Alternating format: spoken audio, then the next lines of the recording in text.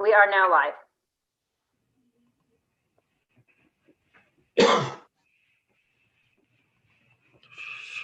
So as this is calling the Joint City County Liaison Committee for the first time in 2021, the first item of business is an election of the chair. So I can certainly conduct that process. So the first process then is for members of the committee. I would like to open the floor for nominations of chair, noting any nominations need to be moved and seconded. Mayor Davis? So you're taking them one at a time? Certainly, that would be helpful. Okay. So I'm very pleased to nominate Councillor Carpenter. I believe of all of us here, he's the longest serving member of council and has a tremendous amount of experience and knowledge, and I think has the right personnel as well for this. And so I'm quite pleased, looking for a seconder to nominate Councillor Carpenter as a chair. I do see Councillor Vanderstelt's hand, as well as recognizing Mayor Bailey as well, put his hand up after. Are there any other nominations for chair? Councillor Gatward? Thank you. I'll nominate Councillor Coleman. For chair? Yes. Certainly. Is there a seconder for that nomination?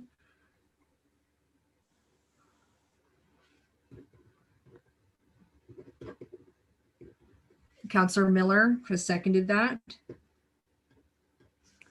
Any other nominations for chair? Not seeing any, noting that there are now 2 nominations for chair. Our appointments process has that you have 1 vote to nominate for the chair. And so we'll start with Councillor Carpenter, as that was the first name brought forward. So those in favor of Councillor Madam Clerk, could you ask the nominees if they're willing to stand, just in case? Certainly. So Councillor Coleman and Councillor Carpenter, there was a question then from Councillor Carpenter about whether or not you'd be willing to stand for your nomination. Councillor Carpenter? Yes, with thanks, my nominator. Councillor Coleman? Thank you. I will step aside and thank my nominator for that, but I will step aside for Councillor Carpenter to be chair.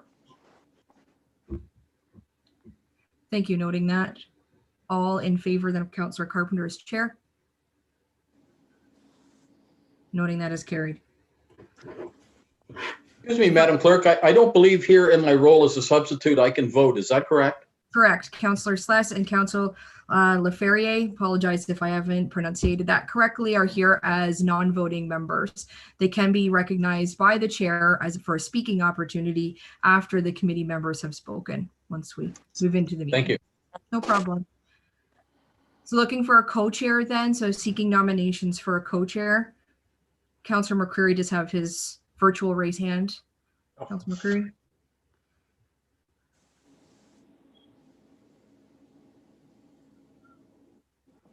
You're muted, Dan. Thanks, John. I nominate Brian to be vice chair.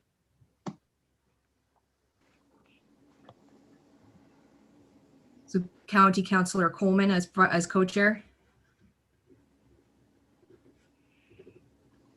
Seconded by. I did see Councillor Gatward. Councillor Coleman, and following in Councillor Carpenter's suggestion, will you stand for the nomination? I will stand. Thank you. Thank my nominator. Certainly. Are there any additional co-chair nominations?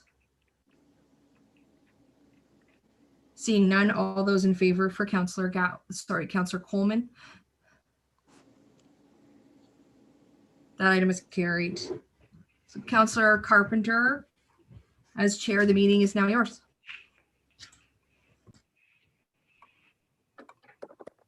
Thank you, Madam Clerk. Could you please call the roll call? Certainly. So starting with the county representative, Councillor Brian Coleman. Here. Councillor Joan Gatward. Present. Councillor David Miller. Present. And County Mayor David Bailey. Was in attendance, but it does appear that he has left the screen. I will note as well, Chair Carpenter, Mayor Bailey has indicated he needs to leave the meeting at 3:45 today. So with the city councilor, starting with Councilor McCreary, I am here. Councilor Vanderstel, Present. Councilor Carpenter, Here, and Mayor Davis. I'm here. Councilor Weaver has sent his regrets. Roll call has been taken. thank you. Did we took roll call for the county councilors as well? Yes, I did, Councilor. I started with the county. Yep. My apologies to the county councilors then. I'd just like to remind the committee of our and our viewing public of a few procedural rules for our virtual meeting today. And this is just a procedural that we must do. All members will be muted for the meeting to reduce feedback.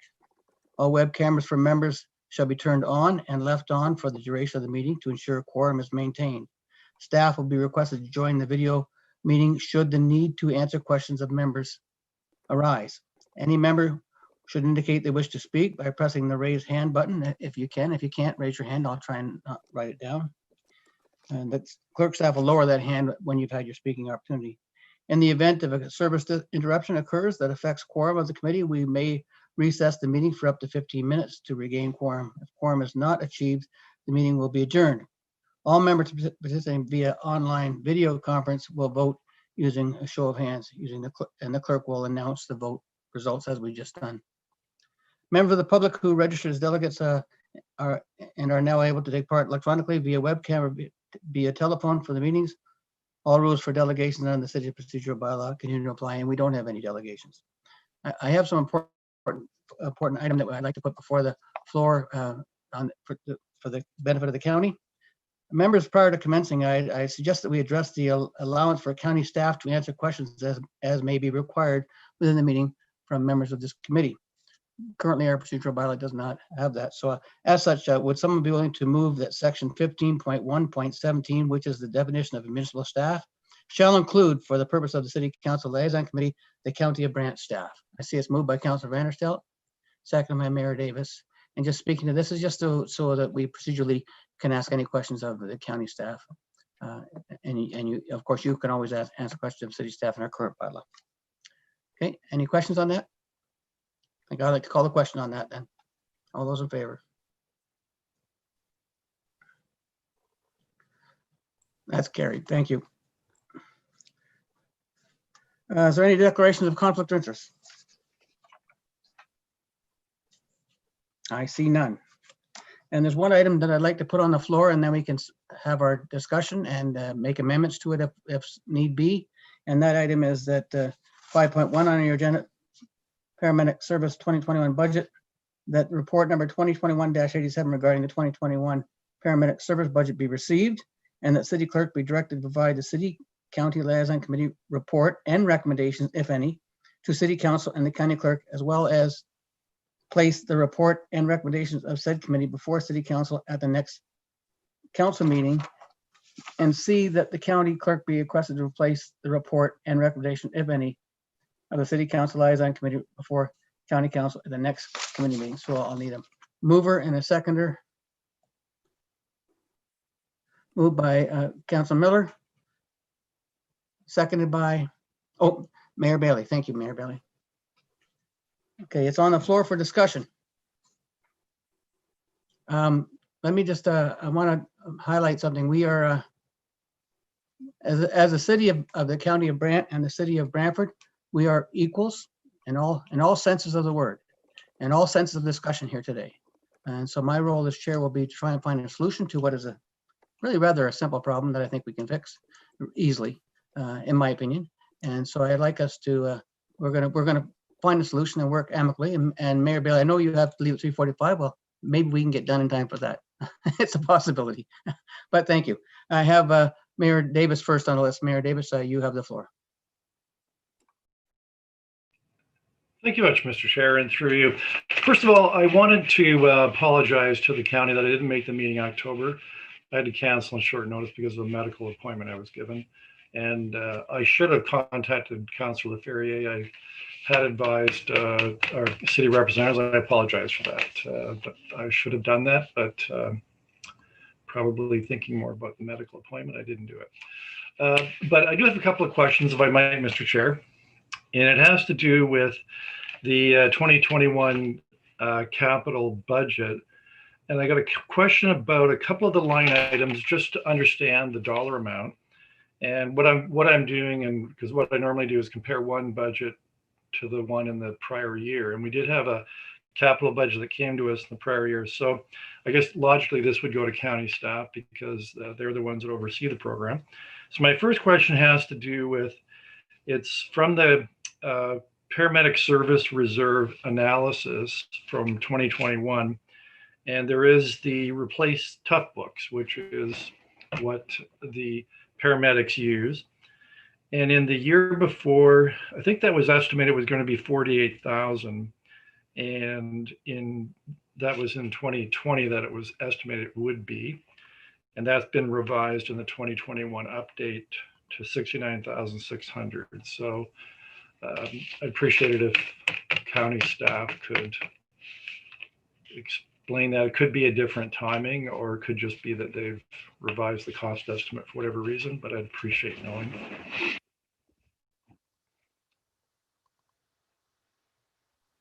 Mr. Bradley. Thank you, Mr. Chair. And through you, I would actually refer that question to Russell King. He's the Director of Paramedic Services if you'll agree to that. Sure, and I see that your treasurer's on there as well. Mr. King. Thank you very much. Yes, it was a reinstatement because as we've added additional vehicles, we had to increase the complement of the tough books and also the valuations. The current tough books that we use currently is the PS31s, and Panasonic has replaced those with the PS33 items. So there was an increase in the replacement cost and also newer technology. I kind of thought that you would tell me, Chief King. Thanks for that. The second one, if I may, Mr. Chair, has to do with AMB 054, Chief Kings, and it's 21 additional ERVs and 150,000 for 2021. I was having trouble cross-referencing that to the capital reserve projections we saw in the 2020 budget for 2021.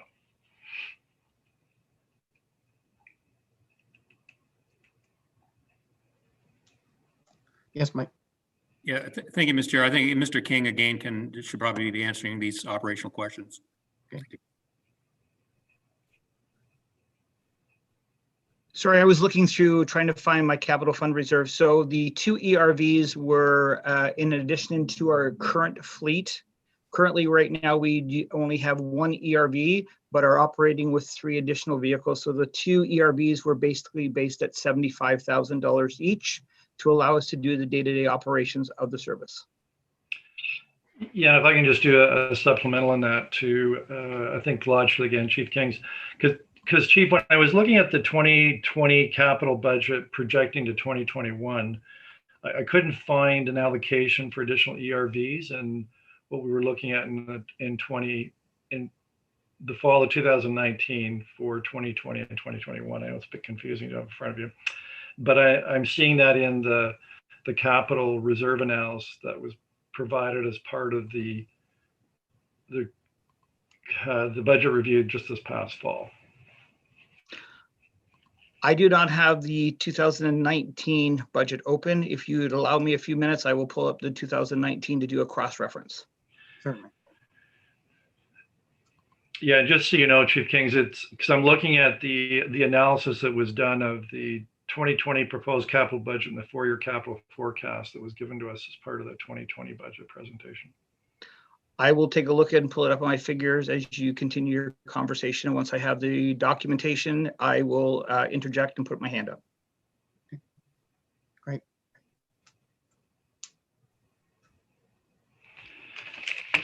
Yeah, thanks, Chair. I think if you might, because I've got a couple other questions, but I think until Chief Kings has the budget that was provided to us in the fall of 2019, it'd be hard to answer those other 2 Yeah, questions. your 4 minutes is up. I'll come back to you. I had Councilor Miller thanks.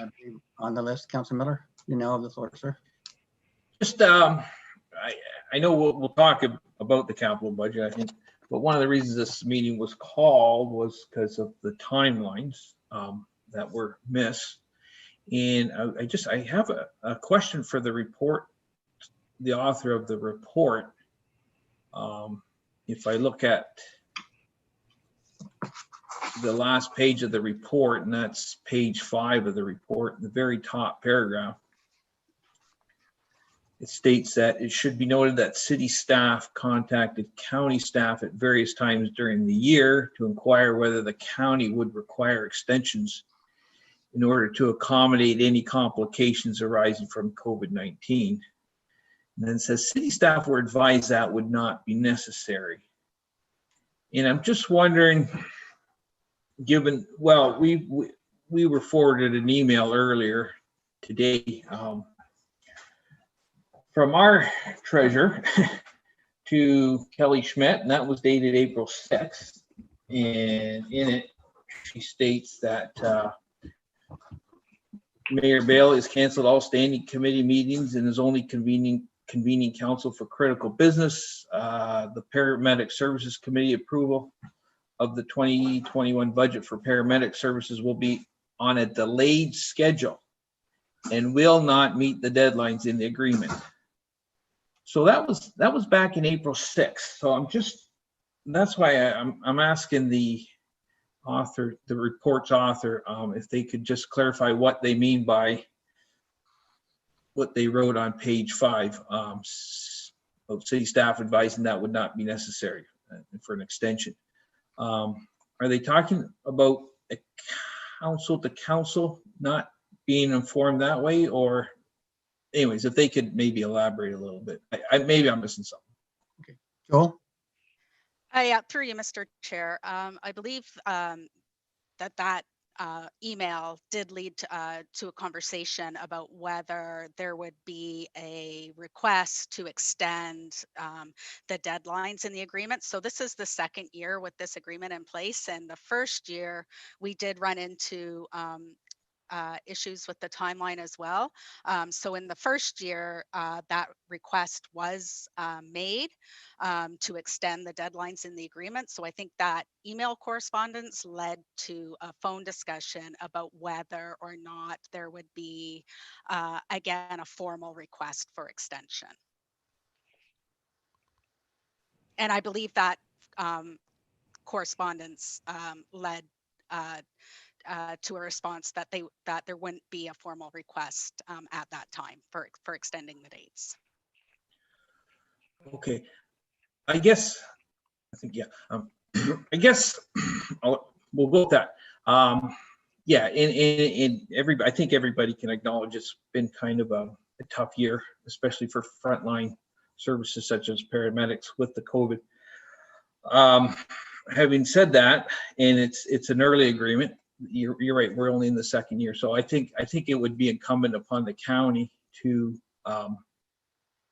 certainly be a lot more responsive to the timelines there. I mean, I think we can say without prejudice that yeah, we failed on delivering it on time, but I am wondering about the notices giving and whether that should be at a staff to staff level, or would it be preferable to go from council to council? Is there any direction from any of the staff on that, on how they'd like to see that, if going forward we need any more extensions?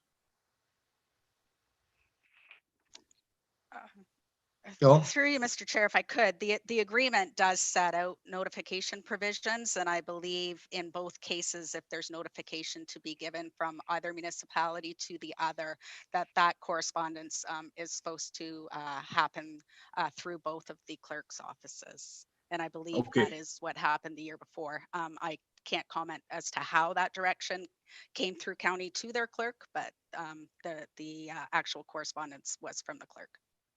Okay, so if it's handled at a clerk's level, that would be acceptable. That's what I'm understanding, Mr. Chair. And if I'm wrong, let me know, but that's what I'm understanding. Thank you, Councilor Miller. Is any others wish to speak this item? I just want to highlight that this is, like, say, the second year of this agreement, and it is a little difficult to get at. When I read it this week I probably read it before, but I read it today in pretty detail to make sure I had an understanding of what it was. And it is difficult. And at the same time, I'm also chair of the estimates committee. So I must apologize to the county councilors, my colleagues here, that I should have served notice that the city's budget target was 2.5%. And that's kind of what puts us here today. Is I'm sure if we had conveyed that target, it would. I'm sure it would have helped us achieve that. But if one group gets above that, the other groups wonder what's going on. So, and I know that. So I want to sort of put that on the table. You know, there's been some communications, I think, mishaps all the way around. So, Mayor Davis, you have the floor. Yeah, thank you, Chair. So I just wanted to finish off those questions I had. Chief, do you have that 2020, the budget that was given to us in 2019 for 2020 and the 4-year capital budget? I was just waiting for you guys to finish the discussion. The 2 ARVs were added into the 2021 capital budget as our staff were using our personal vehicles to conduct swabs, currently the pandemic. They were also using personal vehicles to actually respond to actual crime scenes and other areas throughout the community. So the 2 extra additional ERVs were added to replace people's personal vehicles doing the emergency work in the county and the city. Yeah, so what is an ERV? I assume it's a vehicle of some kind then. It would be similar to in the fire department where they have their small minivans, or basically it's the same shape as a police car is. It's a rapid response unit to basically go to the scenes. It is not a transport vehicle. It does stop the clock and allow care for that patient until a transport vehicle arrives on scene. Okay, so that's new then for our capital budget. We didn't have that in the year before. That would be correct, yes. Okay. And during the pandemic, they were required because, as I said, our deputies, myself, and other supervisors were using our cars going to crime scenes and actually reporting on scene for patients because we had no vehicles available, but we also had no transport or other additional admin vehicles at that time. No, that makes sense. We're doing the same with our bylaw department here. So, but 2 other quick questions for you. In 2019, when we were looking at the fall at the 4-year budget, we had defibrillator replacement in 2023. I think it was anticipated would cost about $378,000, and then the capital budget that came to the committee this past fall had that at $504,000. So, just wondering what the reason is for that increase. So the increase is based on what our cost projections were from the manufacturer, not allowing us at that point in time of trade-ins, because there had been a change overall in the Health Canada Medical Act about transporting used defibrillators across the border. So I based my new cost analysis on MSRP, no RFP at that point in time of replacing the defibrillators.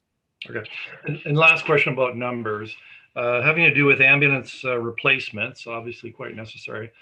Both budgets anticipated 2 being replaced in 2022, and in the year before that was estimated at $336,000, and then in the fall that the same number of ambulances was at $390,000, about a 20% increase. So, wondering what that's about. So the increases when we adopted back in 2017, the auto load and the auto stretchers, they were to assist with basically musculoskeletal injuries at that point in time. So we were slowly building the fleet to have all of our vehicles with that product. Since that, we've had 0 people off on back injuries over the past 3.5 years, and we just rolled it into the price of the unit. So once the ambulance arrives from the manufacturer, the auto loads and the auto stretcher are already included in that price rather than breaking it out separately. Yeah. Okay, so I think I'm pretty close to going to my 4 minutes, Mr. Chair. That's it for my questions. I've got an amendment that I'd like to put in the floor, but I think I want to hold off unless someone else has. Yep, I got some other speakers. I have Councillor Gatward, then I have Mayor Bailey. Councillor Gatward, you have the floor.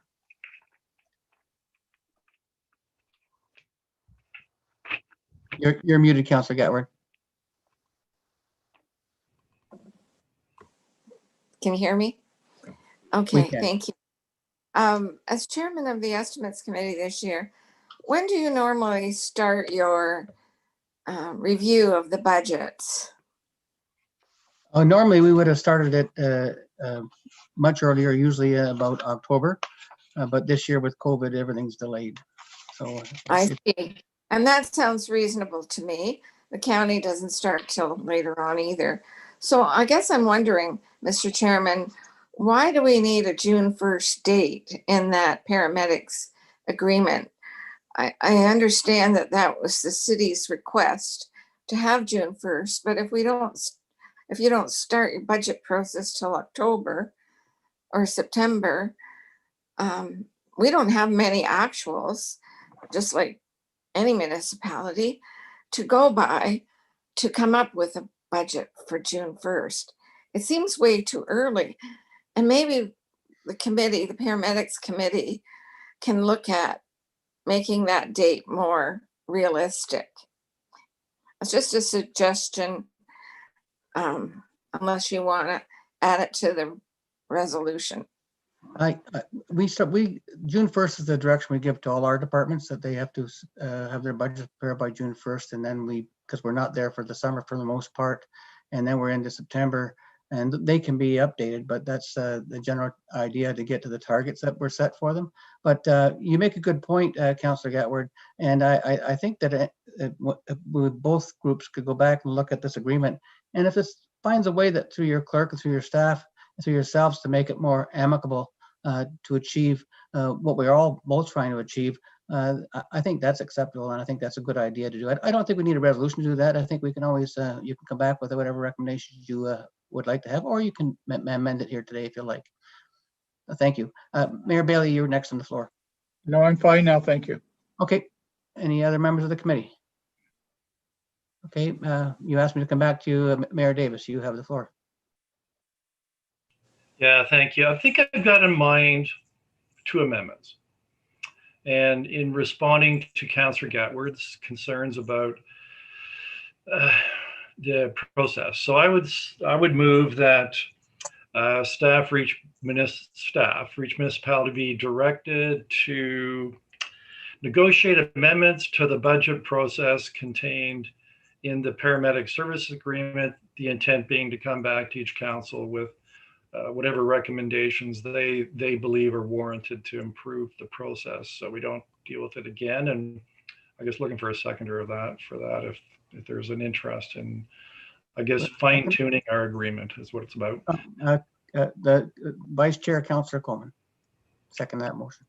Yeah, I just say this. I get what Councillor Gatward is saying. It is a bit tough to do it by June 1st. Certainly this year was impossible. And it was developed, as I understand that agreement, kind of driven by staff, because they felt that was a timeline that would fit within the budget process. But maybe it can be tightened up, or put over into July. And it also, the agreement talks about it going back and forth between the committee and councils twice. And so maybe that can be cut out as well. So, any other speakers to the amendment on the floor? Seeing none, I'll call the question. All those in favor? That's carried. Councillor Miller, I see you have your hand up. You have the floor. Well, I guess we can't go back in time. I was just going to speak to the amendment and say, I totally agree with it. I think I would be frustrated if I was looking to see what I would consider to be a finished budget and not be able to have input on it. So that's why I fully support that amendment. Thank you. Thank you, Mr. Chair. You're welcome. Okay, seeing no speakers, Mayor Davis, you wanted to bring something else up. yeah, I want to put forward, I guess, an amendment to, and it's really it's the capital budget that I've just been asked questions about. And so what I'm going to move, seeking a seconder, is that we amend the paramedic services budget, in particular the capital portion, to reflect a 3-year phase-in contribution of $200,000. That would be about $67,000 per year, instead of making a one-time contribution in this current year. So I'm looking for a seconder for that, if someone's interested. Looking for a seconder. I see Councillor McCurry. And so if I might just speak to the amendment.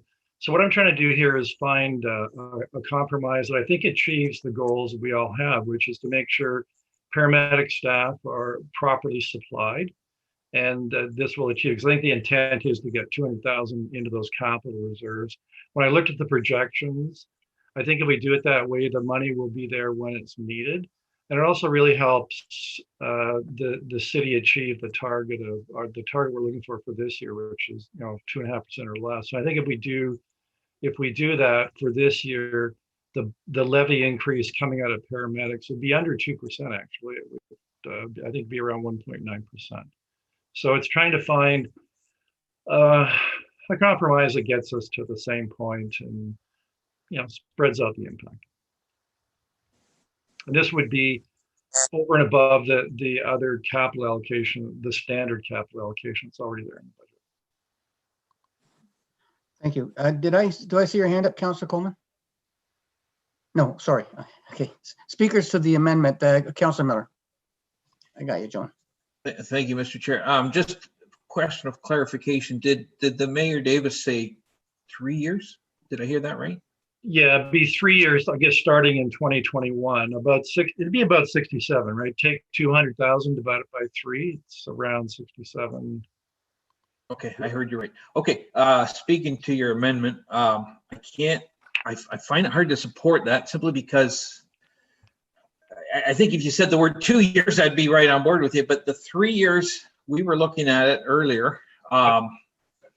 And as you get further out, you see that reserve account quickly diminish. And I think that's why they were looking for the full amount this year. But I could see 2 years. I have a hard time with 3 years. And well, we'll see where it goes. But that's just my opinion. Councilor Miller, do I hear an amendment to make it 2 years at 100,000 a year? I'll wait until the discussion goes around. Okay. Okay.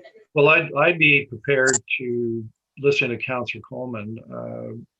A friendly amendment of the seconder agrees to go to 100,000 over 2 years. So I think that still keeps it under our target of 2.5% for this year.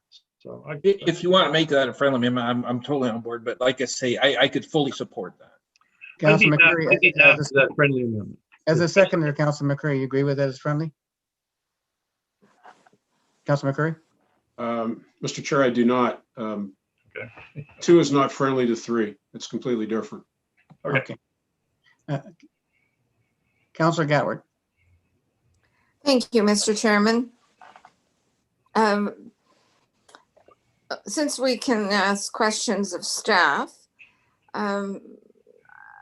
the reserve report that the treasurer provided earlier that shows as we go along year by year without putting in the full amount, it, as Councillor Miller stated, diminishes our balances.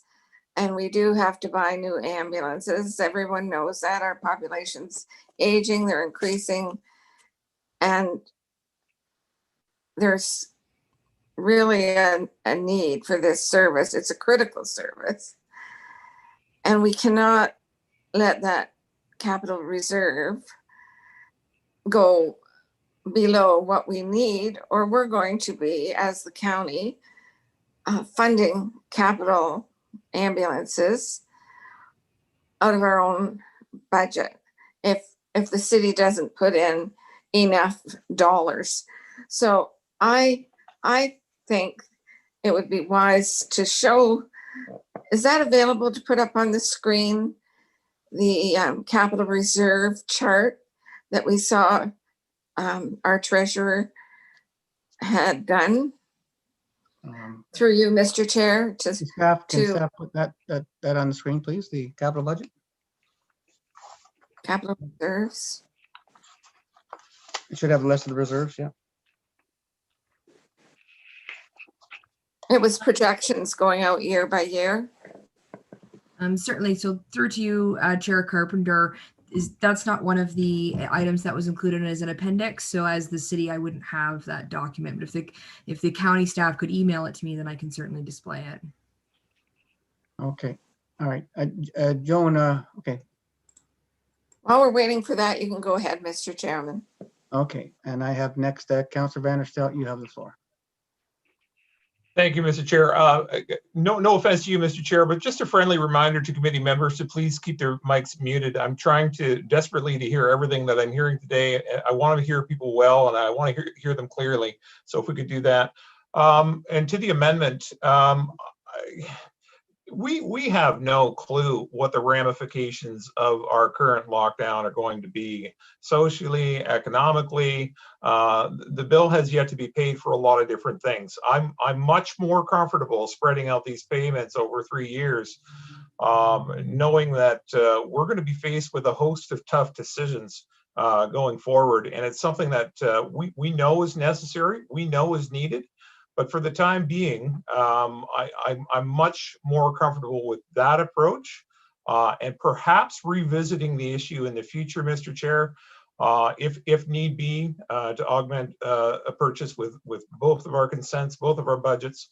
But for the time being, I think COVID-related concerns lead me to expect that over time, we're probably better to watch our spending, watch our contributions to capital, and watch our operating. Thank you, Mr. Chair. Thank you, Councilor Vanderstelt. Councilor McCurry, you have the floor. Thank you, Chair Carpenter, and may I say what a lovely job you're doing today in the chair, as usual. Through you to staff, we've heard two separate versions here now, one seemingly from each side of the debating table with respect to the necessity to spread these costs over time. I wonder if staff could speak to the consequences of a 3-year phase-in versus a 2-year phase-in.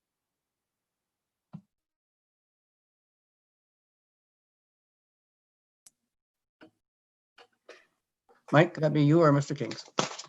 Thank you, Mr. Chair. I can speak to that very, very briefly. And our treasurer has sent the city clerk a copy of our 10-year capital reserve projections based on a 2-year phase, and I don't know if she can bring that up or not. So hopefully everyone can see that. So this is based on a 2-year phase in, and it includes a 2% annual increase. And so as you can see over the course of this, the reserve does draw down into a negative in its midlife and in its end life. So it's not an optimum position we want for a capital reserve. We essentially run out of money. To Councillor Vanderstelt's point, though, this can be re-examined going forward if this is the need at the time to reduce that contribution to reserve. Paramedic Services Committee is going to have a look at this probably this year, probably next year, and either move some of these capital purchases around and running the risk of some of these pieces of equipment getting old before their time, or making some changes to this long-term capital plan to bring it in so that it fits the current capital reserve contribution projections. So, again, this chart shows the 2-year, the 3 years obviously worse. I don't know whether our treasurer modeled 3 years or not, but clearly it would just draw down a little further. So hopefully that clarifies. And I think if the city clerk wants to take that chart off, that'd be fine. So. Thank you. So what is the average lifetime of an ambulance? Mr. Chair, through you, I would refer that question to Mr. King.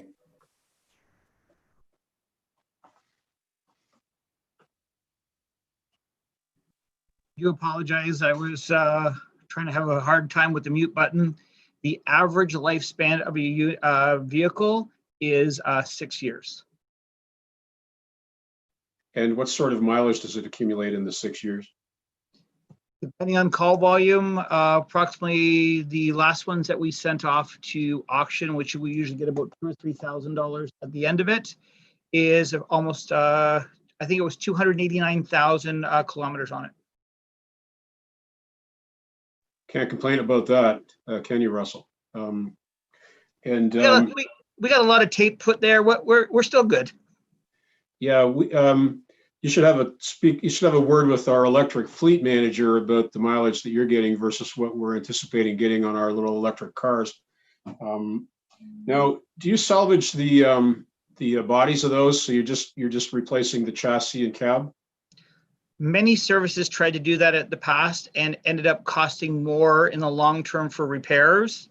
It's not a perfect ideal world right now with the average ambulances coming into a retrofit would only save about, we did an analysis about $10,000 to $15,000 and it costs us the same or more in ongoing repairs. Okay, thank you very much. Thank you, Councilor McCreary. Councilor Sless. And then Thank you, Councilor Mr. Chair. Through you, I guess, to Mr. Bradley, if the reserve is fed over 3 years, do we run out of money for what's needed to be purchased in the 3rd year? Or is money there to do what you have to do by having it placed there in 3 increments? Through you, Mr. Chair, I don't have the 3-year. I believe the treasurer has sent Miss Daniels Miss Daniels a 3-year projection as well. Perhaps she could bring that up on the screen if she has it.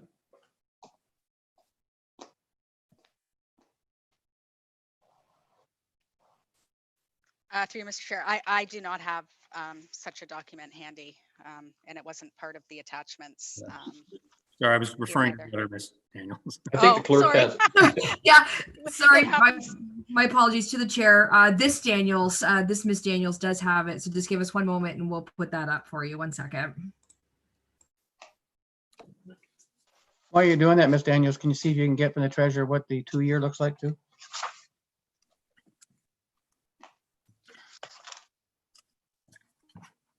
Mr. Chair, if I could, I believe that it's on the screen right now. And as you can see, with the 3-year contribution, delaying the 3-year, the contribution, phasing it in over 3 years, in the 3rd year, 2023, we would move into a negative position. Not a huge one, $13,000, but a negative position. So again, in both these models, Paramedic Services Committee is going to have to have a look at this and make some decisions.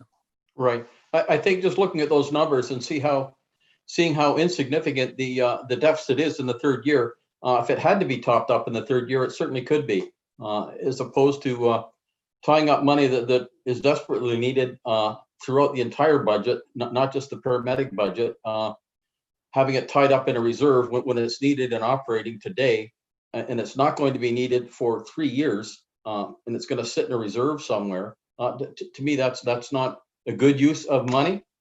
So although I can't vote, if I could vote, I would certainly be voting to support the 3-year time span to put in the $67,000 each of the 3 years, as opposed to putting in 100 in each of 2 years or 200 in 1 year.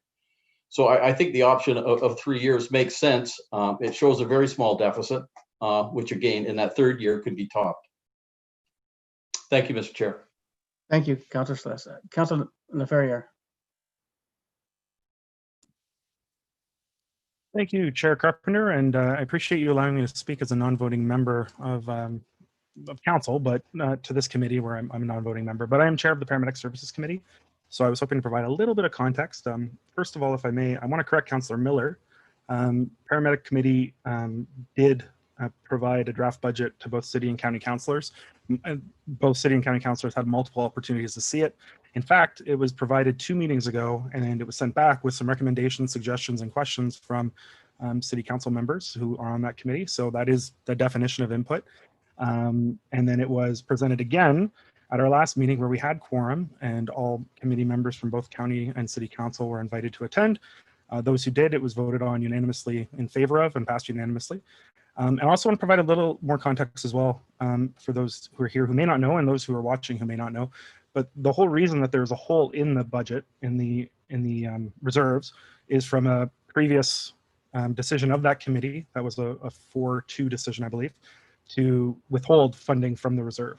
So this didn't happen because of COVID. This didn't happen, magically. This isn't a county mistake in terms of accounting. This was a deliberate decision 2 budgets ago or a budget ago to find some cost savings. And now we're talking again about finding some cost savings. And I just want to also mention that either decision, we're talking about, the difference of $30,000 a year, either way. And people can put value on that in both directions. But just to provide a little bit of context for the process, because it's definitely not a broken process by any means, but folks need to understand the entire last 2 years that have led to this. And now it sounds like that decision from last year may have ramifications for up to 3 years from now. So again, I don't have any, I'm not voting. I don't have any opinion on how I would vote, but I just want to provide some context before the vote. Yes, and I did review the documents, Councillor Ferrier, and the draft is to go to each council as a council, not the committee. And I think that's what you were talking about. Yes, but it could have been approved 2 meetings ago to get to both councils. And As a draft. Yeah, but it was sent back because of questions, because of input, and because of suggestions, which is fine. But it wasn't sent back because county councilors were trying to withhold it or because county staff were trying to withhold it. It was sent back because city councilors had some questions and opinions and wanted some stuff looked at. So that is part of the process that we're running up against, on top of COVID and on top of changing the meeting structure, which we all agreed on to not be monthly any longer. Sure, we can look at Just that. again, context. We can look at the process. I have Councillor Vanderstelt. You now have the floor, sir. Thank you very much, Mr. Chair.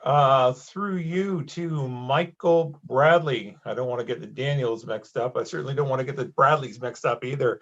Michael, could you throw that what looks to me an asset management chart, budget chart on the screen again? I can barely read it from where I'm at, but if you could throw it back up there. I'm just wondering, Michael, if there's any merit whatsoever. I mean, ambulances, the actual replacement, 5-year replacement of an ambulance is critical to our service.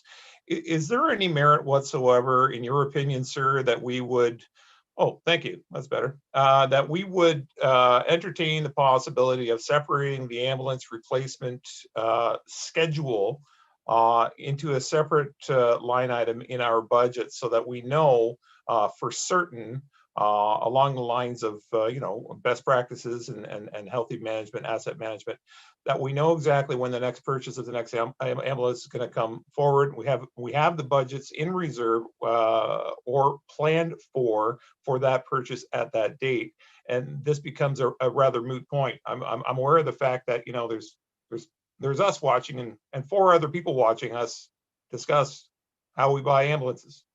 And just wondering if there's any merit to that in your opinion, sir. Thank you. Through you, Mr. Chair. I think that if you're asking would it be good to have an ambulance replacement schedule, so right now we're just indicating which ambulances, we're just indicating that in 2022 we have to replace 2 ambulances. Or is the suggestion that we need to replace 2 ambulances, one which was bought in 2011 and one was bought in 2013, to assist with that? Is that what the question? Just to clarify the question. Yeah, I just want to be sure that we're replacing the worst first, and we know when it's going to happen based on our usage, and we can eliminate some of the some of the conversation here. So, through you, Mr. Chair, we could certainly provide a replacement schedule to either to this group if it chose to meet again, or to Paramedic Services Committee to aid maybe in the decision on whether this capital plan is appropriate or not. So that's something we can definitely do for either groups. Do you require an amendment to do that, Mr. Bradley?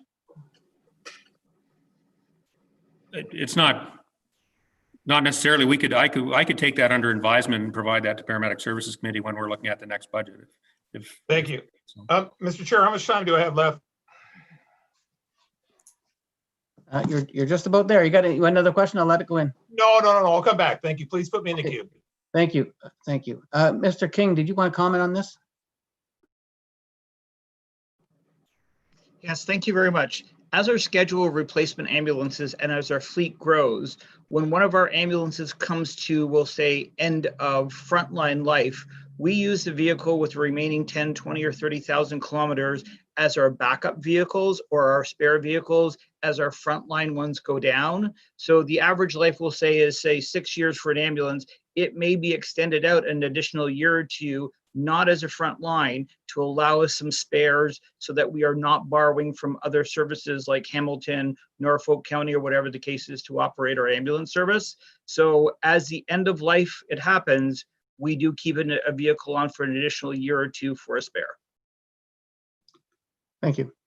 Councillor Gatward, your hand is up. You have the floor, Councillor Gatward. And you're muted. It's common. I know that we've been discussing 2 years or 3 years, and when Mayor Davis heard Councillor Miller's questions about the reserve and preferring to have a 2-year phase in and $100,000 in each year, Mayor Davis, did you not say through the chair that that would fit within your 2.5% goal? I'll answer the question, Or- Chair. or It an does, it does fit, but it wasn't accepted as a friendly amendment by the seconder. But if you wanted to move an amendment to the amendment to that effect, that would be acceptable.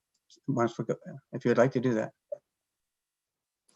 Well, I would. I'll move that that the phase in for the $200,000 reserve capital fund be amended to be spread over 2 years. Seeking a And second. Seeking a seconder. And Councillor Coleman, Vice Chair Coleman is a seconder. And to staff, if you could try and find that 2-year report and get it to us so we can have it before the debate is finished, I would appreciate that. Okay, Joan, did you have more to say there? Only that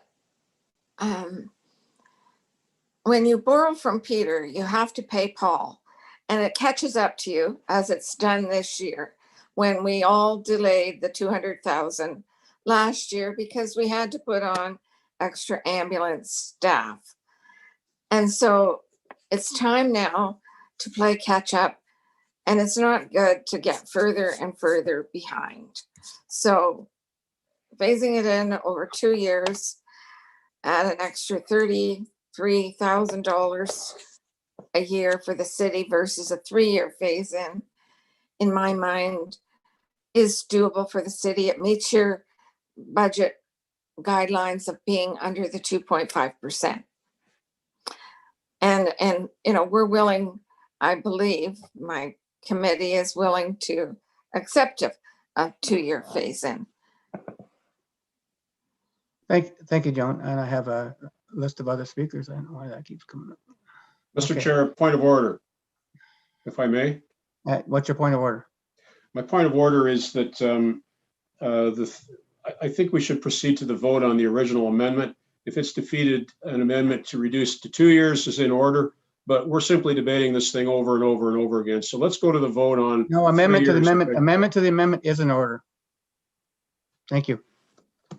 Well, you have the floor now. So you're next on the list, so you can speak. That was my commentary. Thank you, Councilor McCurry. Mayor Davis. Thank you, Mr. Chair. I made a commitment to Councillor Coleman. I'm not about to back off it. So I'll support the amendment to amendment over 2 years. I'm getting confused with amendments, but anyways, and I just say this going back a couple of years. Well, it doesn't really speak to amendments, so I won't get into it, but I'll leave it at that. And hopefully staff can find that report to show us where they go to the deficit. Councilor Miller, you now have the floor, sir. Thank you, Mr. Chair. Speaking to the amendment, I'll go back to what Councillor Vanderstelt said, and I appreciate what he said. We don't know what COVID will bring. Suffice to say, it won't bring good things. But I think, from my perspective, we got to be cognizant of the fact that we're dealing with a frontline service that is actually helping us in the fight against COVID. It's a critical service. I think, I hope everybody around this table appreciates the importance of the paramedic service to our community. I think we do. It's not like some of the other departments where if the reserve gets, a little bit low or even negative, you deal with it then. I don't want to see something as critical to our population as the paramedic service get that low with reserve. And again, the reason we're here is because we cut it so much in the past. And if we cut it, we stretched out today, to 3 years or more, we're going to see it come back and bite us. So if I had my druthers, I would go with the 1 year and be done with it. But that doesn't sit well with some people on city council, and I got that. And that's why I will definitely support the 2 year. So thank you very much. Thank you, Councilor Miller. Any other? Oh, Councilor Coleman, I think your hand is up, or are you just adjusting your screen? Okay. To the staff, this doesn't look like, this looks like 3-year report. Is this the? Oh, it doesn't have the, is the net budget there 1.9%? Am I reading that correct? That's the same as a 3-year from the looks of it. No, it's down at the bottom.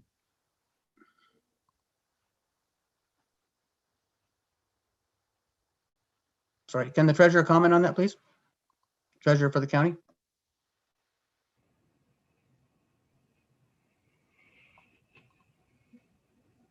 Through you, Mr. Chair. No, this is the 2-year projection. This would, the 100,000 is what is being added in, would be added in 2021, which results in a net levy of 2.2% increase, and which is 1.9% for the city. Even better than I thought. Thank you. Okay, any other comments on the amendment to the amendment? And I'm going to call the question on the, oh, Councillor Sless.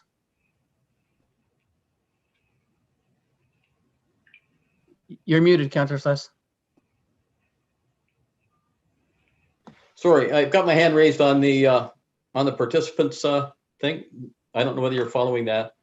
I get my comment would be, Mr. Chair, that if I didn't know what we were doing and I was listening to this debate, I would think we were debating whether we're going to fund the ambulance service or whether we're not going to fund the ambulance service. And what we're really talking about is we're putting money in the bank in a future day to buy some things that the ambulance service needs. And it's a matter of the speed at which we're putting our deposits into the bank to buy these future needs. And that's really what we're discussing here. We're not discussing whether we're funding the ambulance service or not. And I get the impression that some people feel that way, that somehow it's an affront to the ambulance service. It's not. It's a matter of making bank deposits that in the future, when we go to buy something, that money will be there. And as I look at the capital budget, in 3 years from now, there will be a $13,000 shortage, which could be topped up at that time 3 years from now. In the meantime, we've got almost $70,000 sitting in a bank that's not going to be used till then, but could be used today. And I think that's really the debate, Mr. Chair. But thanks for the opportunity. Thank you. And not to forget the 2% increase. I see a hand up, Councillor Vanderstel. Thank you. I can't see any hands because there's something on the screen, so I can't see your hand, so I have to raise them. Oh, I see. Okay, yeah, that makes sense. Okay, thank you. Thank you, Mr. Chair. You're doing a fine job, by the way, sir. Thank you. Yeah, I tend to agree with Councillor Sless. It almost seems like much ado about nothing. Let me try to explain it this way. In retail, you don't buy product to put it on the shelf in the back room. You don't let it sit there. What you do is you put it back into play. And my sense is that whenever we talk about large contributions to capital reserves, it doesn't do anything. It doesn't provide a service for anybody. It just sits there dormant in an account where it's not coming into play. It's not doing good. It's not helping our paramedic services. It's not making our service better. It's not purchasing new equipment. It's not providing a better service because of that equipment. It just sitting there, it does absolutely nothing. So for the purposes of this committee, I can go against my business principles and support the 2 year to get this off the table and off the floor and close the door, because we need to move on to other things. So I'll be supporting the 2 year, and hopefully we can agree on that. Thank you very much, Mr. Chair. Thank you, Councillor Vanderstel. Councillor Miller. Okay, you're no, I apologize. I didn't lower it from before. My apologies. Okay. Councillor Gatward, and then Councillor McCurry. Just one more comment, if I may, Mr. Chairman. For the people watching, and that seems to be a big concern, I feel that, yes, sometimes we don't like to see money sitting in the bank. Sometimes it's critical that that money's sitting in the bank and that we build that money up slowly so that it doesn't have such a large impact on the budget. People in their own lives save up for a car sometimes or a vacation. They don't charge the whole thing to their credit card. They like to have money in reserves for their retirement. That's an example, a good example right there. I think that as a municipality, it's recommended that municipalities have reserves, whether it's for sewers, water, fire trucks, ambulances.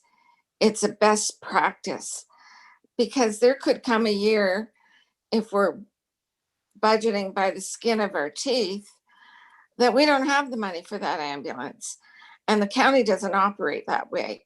The county likes to have our reserves in order, and we are not asking our partner, the City of Brantford, for the whole bundle, only for half.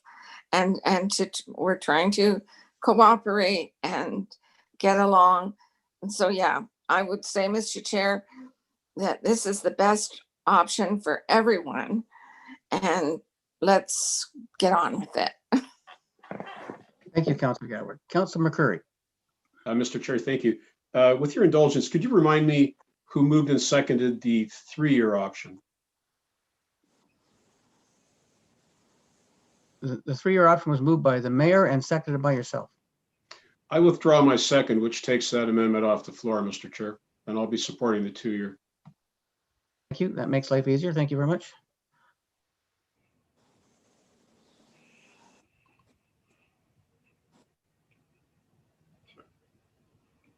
Did you call on me? Yeah, yes, I did, Mayor David. Sorry. Yeah, sorry, I didn't hear you. I just wanted to offer an apology. I think I said it was Councillor Coleman that changed my mind. I just realized it wasn't. It was Councillor. No one saw Councillor Coleman. If it was Councillor Miller that changed my mind to go from the 3 to the 2-year. I'm happy to do that. So. Okay, seeing no further speakers, the amendments on the floor is for a 2-year at $100,000 a year, resulting in a 1.9% budget for the city. So I'm going to call the question.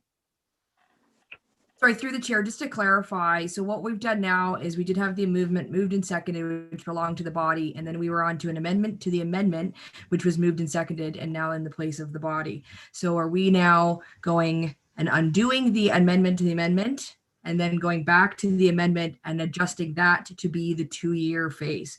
Yes. Don't need a mover and a seconder for that 2 years. So just wanted the mover was Councillor Gatward, and I think, well, I got seconder now as Councillor Vanderstel. Councillor Vanderstel is now the seconder of the amendment of the 2-year. Yes. Got it. Okay. Thanks very much. Thank you. I'm going to call the question. The clerk can call the question. I guess we'll call the question. All those in favor? That's carried.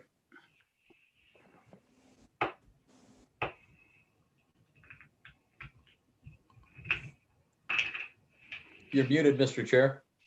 Yes. See, even happens to me. So we're at 5.1 now. That's been amended. Is there any other amendments? Seeing none, I'll call the question on the motion on the floor as amended. All those in favor? That's carried. Thank you. There are no consent items. There are no resolutions. There are no notice of motions. We are adjourned. Thank you very much. County and city councils, thank you very much. Thank you, Richard. Thank you. Thank you, Richard. Thank you.